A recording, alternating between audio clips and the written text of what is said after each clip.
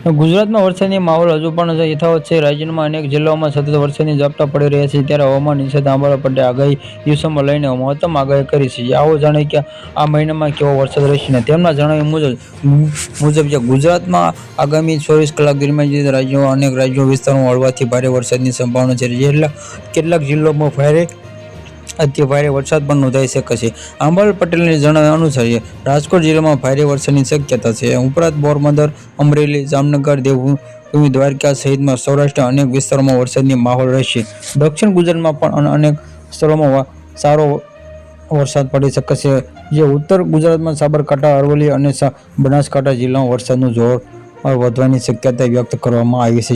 તેમના જણાવ્યા મુજબ વરસાદની સિસ્ટમ ધીમે ધીમે રાજસ્થાન તરફથી આગળ વધી રહી હોવાનું રાજસ્થાનથી અડી આવેલા ગુજરાતના વિસ્તારોમાં પણ તેની અસર જોવા મળી શકે છે। જરૂરી સાવચેતી રાખવાની સલાહ આપવામાં આવી છે। અમદાવાદ, ગાંધીનગર આગાહી 24 કલાક દરમિયાન હળવાથી મધ્યમ વરસાદની વિસ્તારોમાં ભારે વરસાદ પડી શકે અને ઝાપટા પડવાની શક્યતા છે। હાલમાં રાજ્યમાં સક્રિય વરસાદની સિસ્ટમના કારણે મોટાભાગના જિલ્લાઓમાં વાદળછાયું વાતાવરણ અને વરસાદી માહોલ રહેશે। આંબાલાલ પટેલે કચ્છ અને દક્ષિણ ગુજરાતમાં પણ વરસાદની સંભાવના વ્યક્ત કરી છે। તેમણે જણાવ્યું કે આગામી 3 ઓગસ્ટ સુધી રાજ્યના મોટાભાગના વિસ્તારોમાં વરસાદ ચાલુ રહી શકે છે।